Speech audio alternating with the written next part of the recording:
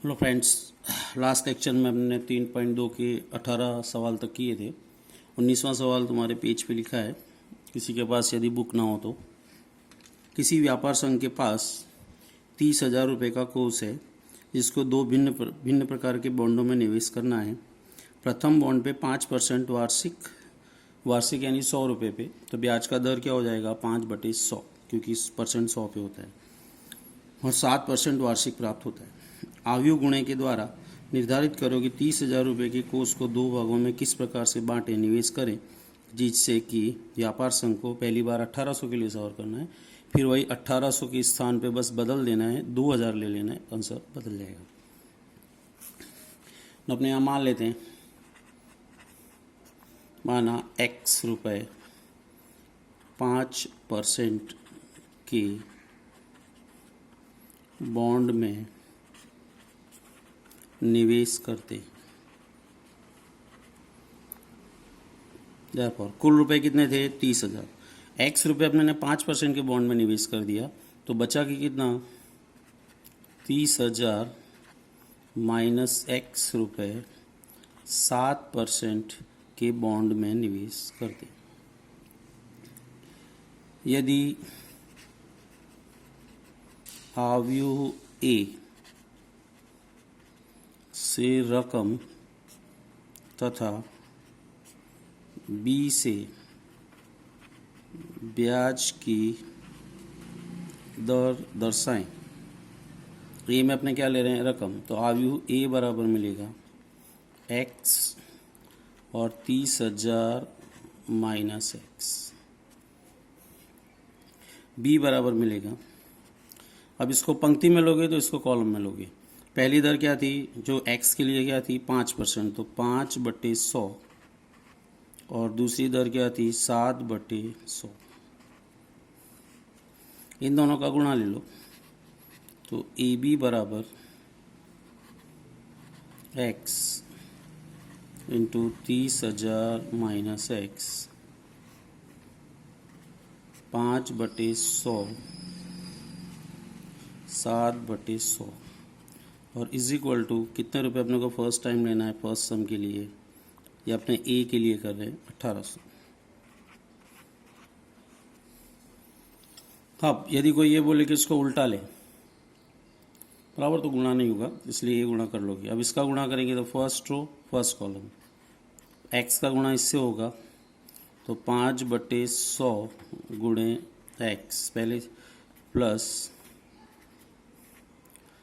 30,000 minus x गुणे 7/100 is equal to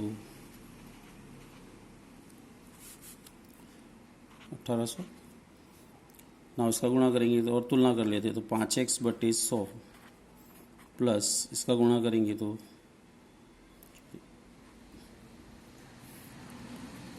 30,000 minus x गुणे 7/100 is equal to 1800। 100 का वहाँ गुणा हो जाएगा 5x प्लस 7 का यहाँ गुणा करेंगे 2,10,000 minus 7x is equal to 100 का यहाँ गुणा होगा 1,80,000। 5 में से 7x घटेगा माइनस 2x, 2,10,000 यहाँ घटेगा तो 1,80 minus 2,10 minus 2x is equal to answer आएगा माइनस 30,000। माइनस 2 काट दो तो x is equal to 15,000। Means 15,000 रुपये 5% के बॉन्ड में, और 15,000 30 में से 15 घटाएंगे तो वो भी 15 हुआ 7% के बॉन्ड में, बराबर। अपने डायरेक्ट भी काउंट कर सकते हैं। 15,000 रुपये अगर 5% के बॉन्ड में काउंट करें तो 750 रुपये भी आ जाएगा, और 7.5% पे अगर करेंगे तो 1,050 आएगा। 1,050 और 750 जोड़ेंगे तो अपना कुल ब्याज 1800 आ जाएगा ना। ये कीमत यहाँ ले लो तो आंसर दे दोगे। देयरफॉर 5% के बॉन्ड में 15,000 रुपये का निवेश करना चाहिए। बराबर 5% के बॉन्ड में 15,000 रुपये का निवेश करना चाहिए और 7% के बॉन्ड में, वो भी 30,000 में से 15,000 घटाएंगे तो वो भी 15,000 ही आएगा। 15,000 रुपये का निवेश करना चाहिए। अब बी में अपने यहाँ पर ये BSW दे रहा हूँ। बी में सेम सम करना है। यहाँ 1800 की जगह क्या लेंगे अपने 2,000 2,000 2,000, तो यहाँ पर क्या आएगा 2 लाख आएगा। 2 लाख में से 2,10,000 घटाएंगे तो यहाँ 10,000 आएगा। तो उसके अंदर आपको यहाँ मिलेगा -2x = -10,000। तो उसमें तुम्हारा x बराबर क्या आएगा 5,000। ये 5% के बॉन्ड में, और 25,000 रुपये आएगा 7% के बॉन्ड में। उसको देखो डायरेक्ट काउंट करें तो 5,000 का 5% निकालो 5% से तो 250 रुपये हुआ। 25,000 का 7% से निकालोगे 1750 हुआ। 1750 और 250 जोड़ेंगे तो 2,000 आएगा, जो कि अपना सेकंड में 2,000 के लिए सवाल करना है। बराबर। तो सेकंड सब में ये सेम उतारना है, खाली यहाँ पर अपने को 1800 की जगह क्या लेना है 2,000। 2,000 रख के चलोगे तो ये लाइन तुम्हारी यहाँ आएगी 10,000। 5,000 आएगा, तुम्हारी आंसर आ जाएगी। इसी प्रकार का एक और सवाल है। किसी स्कूल के पुस्तकों की दुकान में 10 दर्जन रसायन विज्ञान, 8 दर्जन भौतिक विज्ञान और 10 दर्जन अर्थशास्त्र की पुस्तकें हैं। इन पुस्तकों के विक्रय मूल्य क्रमशः 80 रुपये, 60 रुपये और 40 रुपये प्रति पुस्तक है। आव्यूह बीज गणित के द्वारा ज्ञात करो कि सभी पुस्तकों को बेचने पर दुकान को कितनी राशि प्राप्त होगी। आव्यूह ए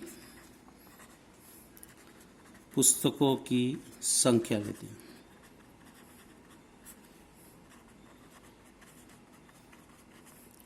और आव्यूह बी पुस्तक का मूल्य दर्शाएगा।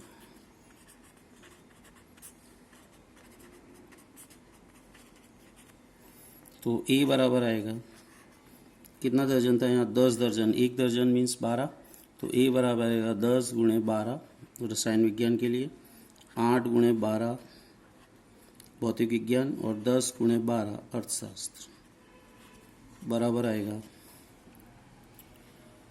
120, 96 और 120। बी बराबर पुस्तकों का मूल्य लेंगे, वो स्तंभाव्यूह लेंगे 80, 60, 40।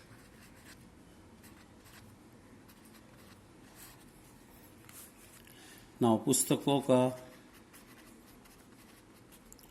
कुल मूल्य बराबर पुस्तकों की संख्या गुणे उनका मूल्य। पुस्तकों की संख्या 120, 96, 120 गुणे 80, 60, 40 गुणा करेंगे तो फर्स्ट रो फर्स्ट कॉलम, यहाँ पे फर्स्ट टर्म का नंबर क्या होता है A11, पहली पंक्ति का पहले कॉलम से गुणा, तो ये पूरी पहली पंक्ति है और ये एक कॉलम ही है, तो पहले का गुणा पहले से करेंगे। 120 × 80 प्लस 96 × 60 प्लस 120 × 40। सेकेंड टर्म यहाँ आएगा A12, पर वो परिभाषित नहीं होगा क्योंकि फर्स्ट रो है, सेकंड कॉलम नहीं है। यहाँ आता है A21 नीचे अगर लिखना है मेरे को तो, पर दूसरी पंक्तियाँ है ही नहीं तो वो गुणा मिलेगा नहीं, एक ही पता है। 120 × 80 यानी हुआ 96, ओके 96 × 6 5,760 और 48, इसको जोड़ लोगे 96, 60, 8 और 7, 15 और 6, 21 की 1, 2, 6 और 5, 11 और 9, 20,160 रुपये अपने को कुल प्राप्त होंगे। ओके, 9,600 इसको जोड़ लो, 14,400, 19,400 और 760 जोड़ोगे 20,160। तो दुकान को कुल 20,160 रुपये प्राप्त होंगे। ओके, फिर से ए पुस्तकों की संख्या दर्शा रहा है, बी पुस्तक का मूल्य। अब ए पुस्तकों की संख्या क्या थी? 10 दर्जन, 8 दर्जन, 12 दर्जन। 10 गुणे 12, 8 गुणे 12, 10 गुणे 12 ये संख्या आ गई। बी बराबर मूल्य, पहला ये पंक्ति लेने का, दूसरा स्तंभ। पुस्तकों का कुल बराबर पुस्तकों की संख्या गुणे उनका मूल्य, ये लोगे और इसका गुणा कर लोगे, तुम्हारा आंसर आ जाएगा। 21वें 22वें से MCQ हैं दो।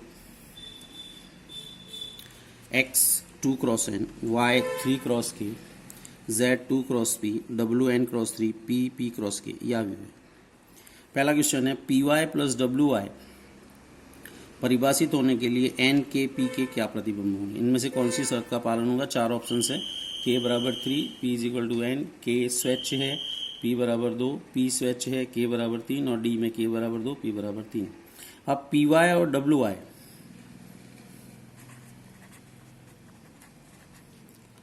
जोड़ने की शर्त क्या होगी?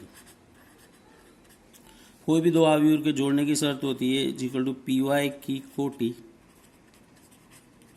बराबर WY की कोटि। इनकी कोटि दोनों की क्या होनी चाहिए? समान। PY की कोटि क्या आएगी? PU अपने देखें तो P कैसा आव्यूह है? P cross K। Y कैसा आव्यूह है? 3 क्रॉस K। अब ये परिभाषित हो उसके लिए ये मैच होना चाहिए, ये दोनों मैच होना चाहिए। तो उससे तुम्हारी शर्त आएगी कि K बराबर 3, ये शर्त होगी ये मिलने की। K बराबर 3 होगा तो ही PY प्राप्त होगा। तो K की वैल्यू क्या मिली? 3। और इसका जो आंसर आएगा PY, वो जो आव्यूह प्राप्त होगा वो P क्रॉस K।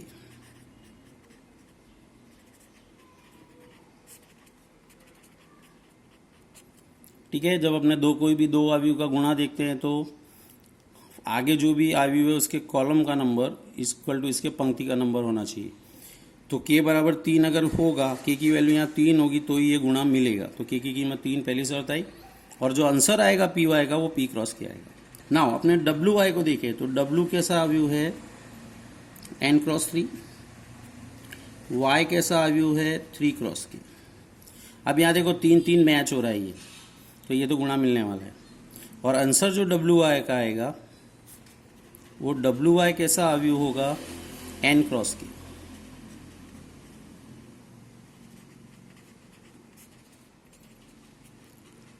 चलो, तो ये दोनों में शर्त क्या क्या आई कि K बराबर यहाँ 3 होना जरूरी है। K बराबर 3 अपनी पहली शर्त हुई। यहाँ 3 इक्वल था तो यहाँ से कोई शर्त नहीं है, तो इक्वल है ही। इसका आंसर P क्रॉस K आया, इसका N क्रॉस K। अब इन दोनों को जब जोड़ने जाएंगे तो ये सेम होना चाहिए, कोटि अपनी शर्त है। तो K तो समान है, यानी N इक्वल टू क्या होना चाहिए? P। ये दोनों सेम होना चाहिए तो ही इनका जोड़ होगा और PY प्लस WY प्राप्त होगा, नहीं तो प्राप्त ही नहीं होगा। तो P बराबर क्या होना चाहिए? N। तो पहली शर्त क्या मिली? K बराबर 3। दूसरी शर्त क्या मिली? P बराबर N। ये दो शर्त है और उस दोनों शर्तों के अनुसार इसका ऑप्शन नंबर A ये राइट। तो आंसर तुम्हारा आएगा ऑप्शन A। फिर से PY प्लस WY को जोड़ना है अगर, तो PY और WY दोनों की कोटि समान होगी तो ये जोड़ मिलेगा। PY को चेक करने जाएंगे, दोनों के अपने ने जो पंक्ति कॉलम दिए थे वो लिखे, तो इसके स्तंभ की संख्या इसके पंक्ति के इक्वल होना चाहिए। तो K बराबर 3 शर्त आई।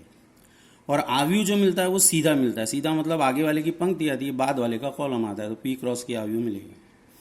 WY को चेक किया तो 3 बराबर 3 था तो गुणा मिलेगा, और आंसर जो आएगा वो N क्रॉस K आएगा। PY कैसा आया? P cross K। WY कैसा आया? N cross K।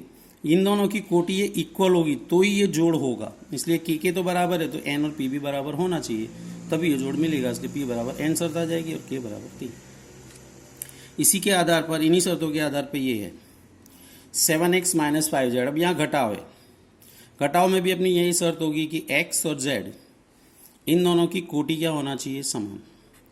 तो यहाँ शर्त होगी x की कोटि बराबर z की कोटि। चलो x कैसा अवयव है, यहाँ से 2 क्रॉस n, और z कैसा अवयव है 2 क्रॉस p। 2 बराबर 2 है तो p बराबर क्या होना चाहिए, n। तो यहाँ जो ये जो आंसर आएगा 7x माइनस 5z, इसकी कोटि क्या होगी, p और n समान है तो ये भी हो सकती है, ये भी हो सकती है, दोनों हो सकती है। तो इसका आंसर 2 क्रॉस n भी दे सकते हैं और 2 क्रॉस p, दोनों आंसर है इसके दोनों आंसर है। अब ऑप्शन में जो दिया हो देख लो, दोनों में से कोई एक ही दिया गया होगा, 2 क्रॉस n दिया गया है, तो ऑप्शन बी तुम्हारा राइट आंसर। ओके, नेक्स्ट तुम्हारे आगे के सूत्र है आव्यूहों का परिवर्त, ट्रांसपोज ऑफ ए मैट्रिक्स। आव्यूह, कोई भी आव्यूह ए के लिए अगर ए की पंक्ति और स्तंभ की अदला बदली करे तो जो आव्यूह प्राप्त होगा उसे ए का परिवर्त आव्यूह कहते हैं। कोई भी आव्यूह है उसकी पंक्तियों को कॉलम में बदल दो, या दूसरे शब्दों में कॉलम को पंक्ति में बदल दो, तो उसे अपने परिवर्त श्रेणी कहते हैं। ए के परिवर्त श्रेणी को ए डैश के द्वारा या ए टी, ए ट्रांसपोज से दर्शाते हैं। जैसे एग्जाम्पल है 302514।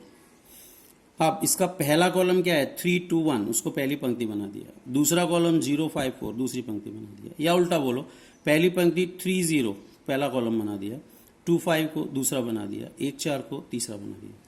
तो किसी भी आव्यूह की पंक्तियों को किसमें बदल दो, स्तंभ में, या स्तंभ को पंक्तियों में, तो जो नया आव्यूह मिलेगा वो उसका क्या कहलाएगा, परिवर्त, जिसे दर्शाते हैं ए डैश से।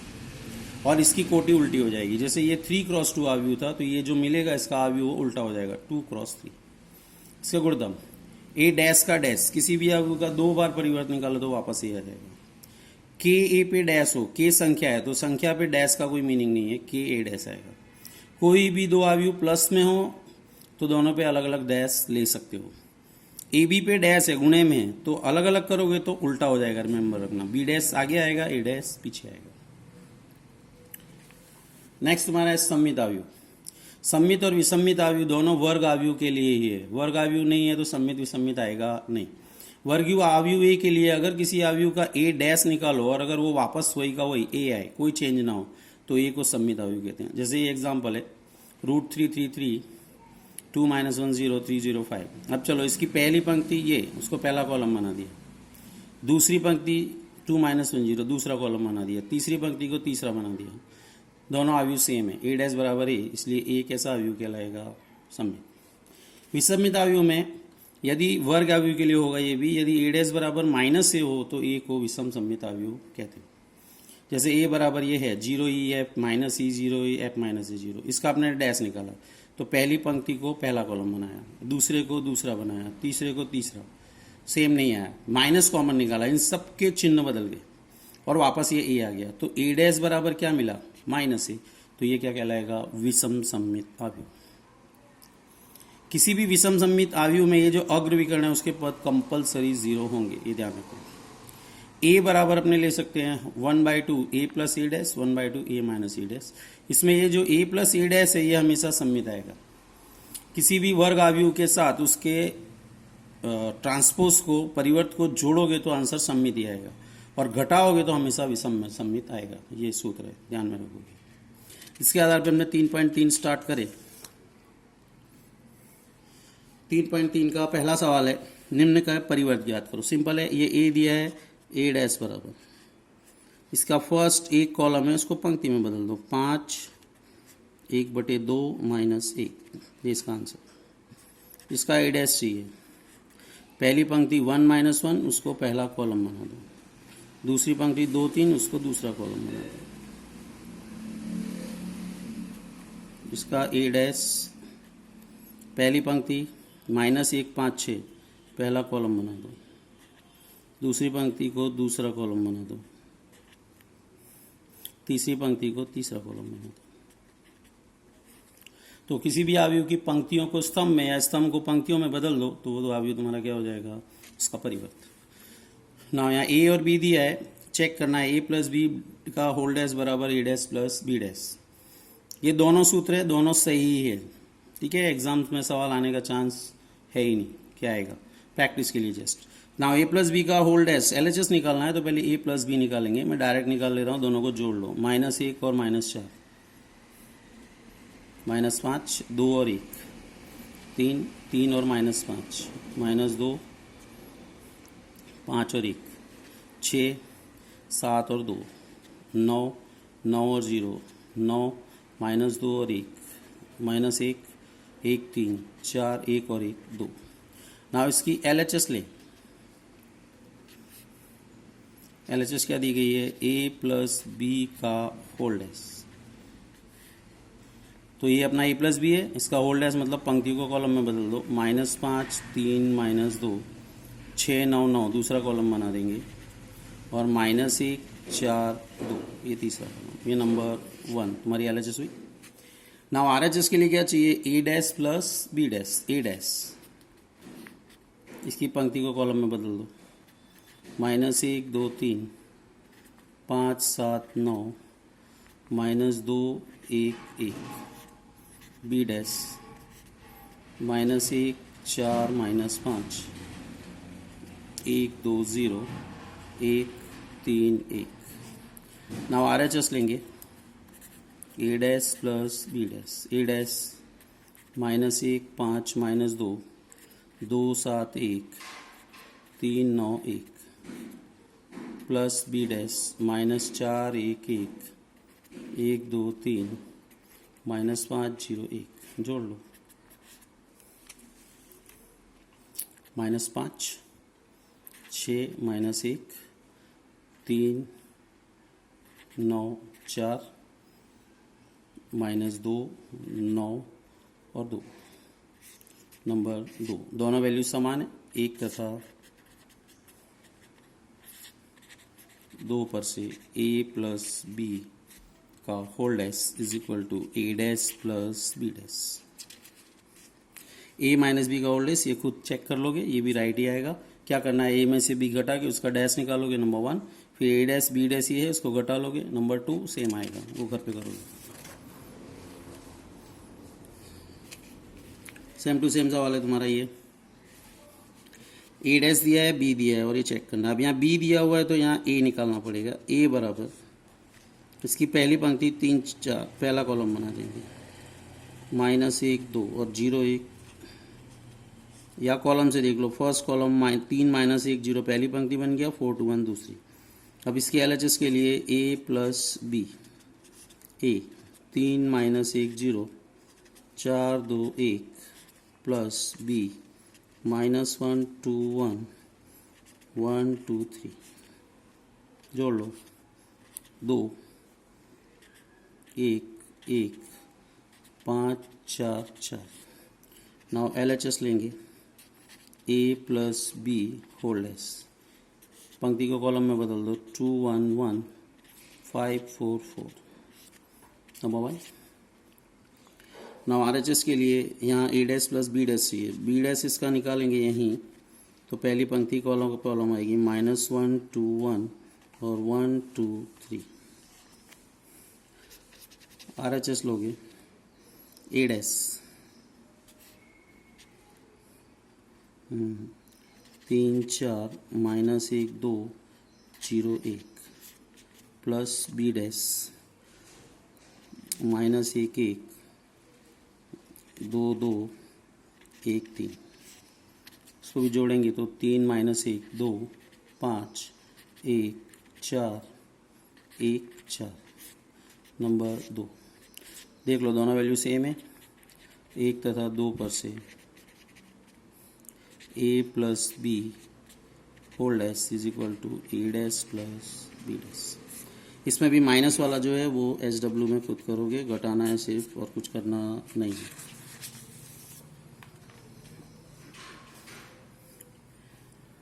चौथे सवाल में a प्लस 2b का होल डैश निकालना है, लेकिन यहाँ b दिया है, a नहीं दिया है, तो यहाँ पहले a निकालेंगे। ये ए डैश है, इसकी पंक्ति को कॉलम में बदलेंगे तो -2 3, पहली पंक्ति पहला कॉलम, दूसरी पंक्ति दूसरा कॉलम। ना इसकी वैल्यू पहले निकालोगे जो ब्रैकेट के अंदर है, a + 2b, a -2 1 3 2 plus 2b -1 0 1 2 -2 1 3 2 plus -2 गुणा करेंगे 2 का सबके साथ 2 4 बराबर, जोड़ेंगे तो -4 1 5 6। नाउ a + 2b का होल डैश, इसके पंक्ति को कॉलम में बदल दो, -4 1 5 6, ये तुम्हारा आंसर।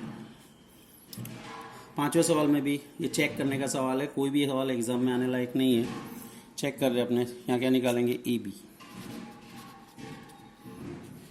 ये भी सूत्र है, सत्य तो आने ही वाला है।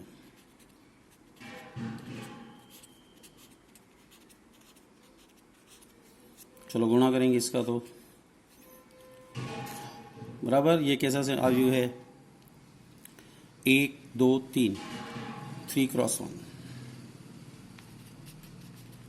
ए, और बी कैसा आयु है, एक पंक्ति 3 कॉलम 1 × 3, ये समान है तो गुणा मिलेगा, लेकिन आंसर 3 × 3 आएगा। पहला पद यहाँ क्या होगा, a1 1, ये पहला पद है 1, इसका गुणा इससे करेंगे तो 1 का -1 से, -1 फिर 2 और 1 से तो 2 और 1, -4 का तीनों से, -4 का -1 से 4, -8 -4, 3 का -3 6 3, ए बी आया।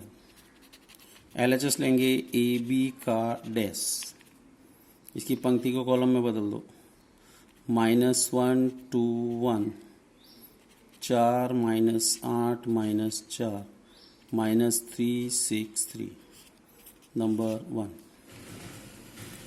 नाउ RHS में क्या है, B dash into A dash, B dash, ये तुम्हारा बी है, इसको बी डैश में बदलेंगे तो पंक्ति को कॉलम में, ए डैश, इसको कॉलम को पंक्ति में बदलेंगे, 1 -4 3, गुणा करो। आगे से अपने हमें से क्या लेते हैं, पंक्ति, तो पंक्ति क्या है, पहली एक ही पद है, वो अपनी प्रॉब्लम नहीं है, एक पद है तो एक, इसका पहले कॉलम से गुणा करेंगे, -1 का 1 के साथ -1, फिर -4 के साथ 4 -3, 2 का गुणा तीनों से तो 2 -8 6, 1 -4 3, नंबर 2। दोनों वैल्यू सेम है, 1 तथा 2 पर से ए बी का whole dash is equal to B dash into A dash. Second सम ऐसा ही है, ये लिखा हुआ है, ये भी सत्य ही आएगा, प्रूफ को चेक करके देखोगे।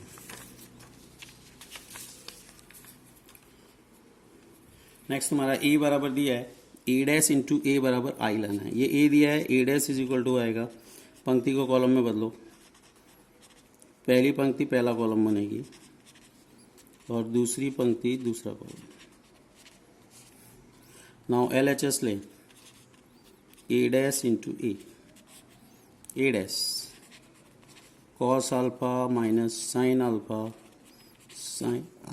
Cos alpha into A cos alpha sine alpha minus sine alpha cos alpha.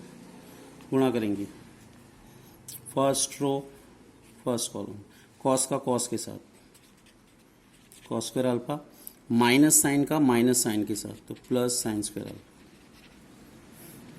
फिर इस पद का नंबर क्या होगा, A1 2, first row second column, first row यही बट कॉलम ये, तो पहले कॉस का साइन से होगा तो sine alpha cos alpha, minus sine का कॉस से होगा तो minus sine alpha cos alpha.